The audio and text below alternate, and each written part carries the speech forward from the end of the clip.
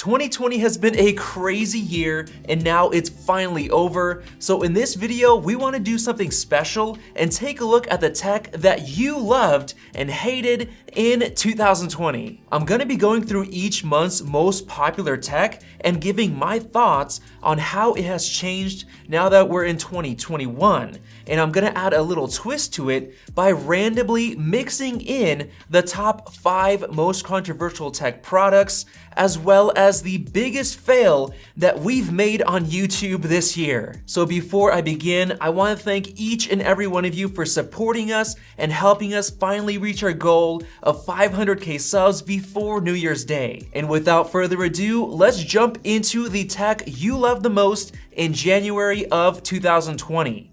And that was the craze of Fortnite finally getting 120 FPS support on the iPad Pro. I had a blast playing Fortnite with the new controller support, and that video went viral with comments claiming that the new 120 FPS support is completely unfair to the other players that are limited to 60 or even 30 Hz like on the Nintendo Switch. But now, as we all know, it's been about half a year since Fortnite was pulled off of the App Store because of the huge lawsuit between Apple and Epic Games, so I guess it was fun while it lasted. Now moving on to the second month of 2020, Apple's new Mac Pro was gaining a whole lot of attention for being super expensive. So when we decided to compare our $15,000 model to a $5,000 AMD Threadripper PC, you guys absolutely loved it. For a third of the price, the PC was outperforming the Mac Pro in most of the tests we ran, which was basically a huge embarrassment for Apple. But now that we're finally in 2021,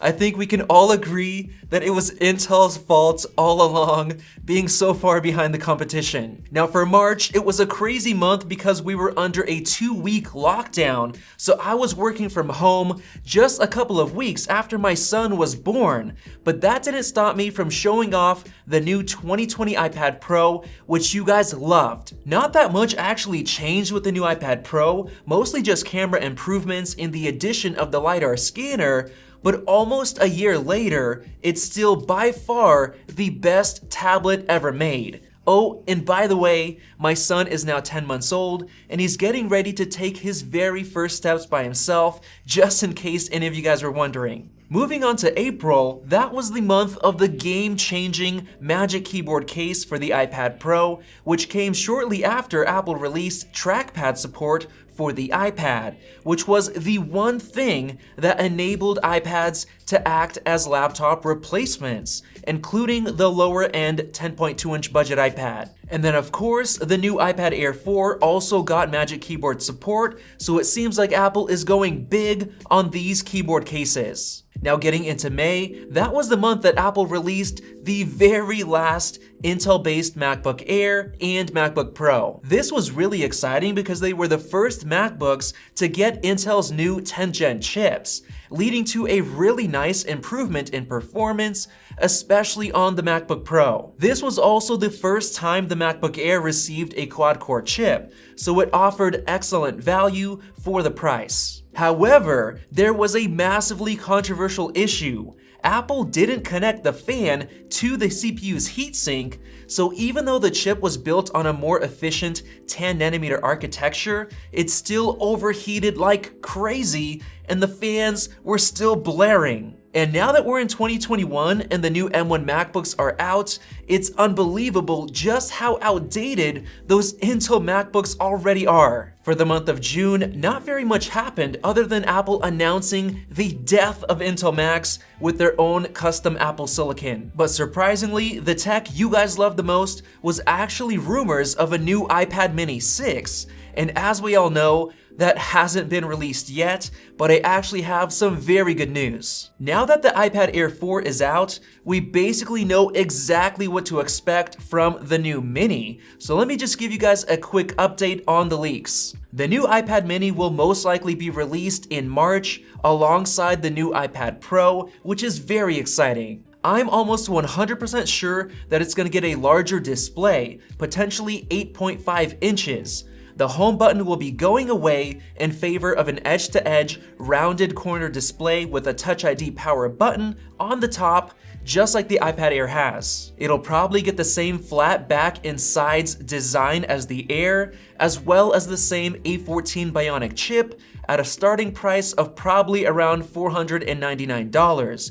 But I'm really not sure if it's gonna get USB-C or if it's gonna get the new mini LED display. Now, July was an extremely exciting month because that's when I personally started researching all of Apple's WWDC 2020 Apple Silicon Transition videos. I basically became fully convinced that those new chips were going to blow people's minds. So I shared many videos with you guys, like the one where I estimated the performance of the A14X chip, which actually turned out to be the M1 chip. And the most surprising thing of all is that I was basically dead on in terms of Geekbench 5 multi-core performance, and it's just insane. Now, with that came the third most controversial topic. I made a very bold claim that Apple Silicon would finally be bringing AAA gaming to the Mac. Many people laughed at that, saying that Apple Silicon would actually be the death of gaming on the Mac. And it even caused a bit of drama with another YouTuber because I claimed that this transition would actually trigger the revival of Mac gaming. And now, over half a year later, there has been more talk about gaming on M1 Macs than probably ever before. An entire community has been thriving on the Mac gaming subreddit, with people excited about the very first M1 Macs being able to play AAA games, like Andrew Tsai, who's been making endless M1 Mac gaming videos on his YouTube channel. Moving on to August, this was the month of the very last Intel iMac, and the 27-inch model got some major performance upgrades, especially in the graphics department. What shocked us the most was that the $2,300 model was able to outperform the $5,000 iMac Pro in almost every way, and the fully loaded $3,300 model surprisingly held its own against our $15,000 Mac Pro. Now, since then, the M1 Mac Mini has been released, and it's actually hilarious how it's almost as fast in many different ways, while only being priced at $900 for the model that we bought. Now, September was a very weird month because that's when Apple usually releases their iPhones, but because of the pandemic, they were delayed. Instead, Apple chose to release a couple of other products, like some iPads and their new Apple Watch Series 6. But unlike previous years, they also introduced a budget Apple Watch SE, and they kept the old Series 3 around, making it very difficult to choose between the two. So I ended up making a buyer's guide video that thankfully helped a lot of you make a decision. Moving on to October, that was when Apple actually announced their new iPhone 12 lineup, and needless to say, you guys absolutely loved it. We made another buyer's guide video, and it ended up going viral, hitting at least number 20 on trending. So thank you guys so much for watching those videos, and we're definitely gonna be doing more in the future. But back to the iPhone 12, the new flat back and side design proved to be extremely popular, leading to impressive sales numbers and a lot of happy customers. Now, October was also one of the months with a very controversial piece of tech, and that was the Google Pixel 5. There was a lot of drama over this because a lot of the Pixel fans were praising it, but Max decided to make a detailed review covering the things that no one else was talking about, like the fact that it was using really outdated hardware, like the camera sensor and the 5G modem, as well as having a weaker chip than even the Pixel 3. But even with all the proof that Max showed, there was a flurry of Pixel fans coming to complain, even though Google themselves had extremely low expectations for the Pixel 5. So I guess we're just gonna have to wait and see what happens with the Pixel. Getting into November, that was the month when the M1 Max basically broke the internet, with almost every tech YouTuber covering them in depth, because you guys obviously loved these new Macs. We of course made just a couple of videos on them. Just kidding, we made a lot of videos because the performance, battery life and efficiency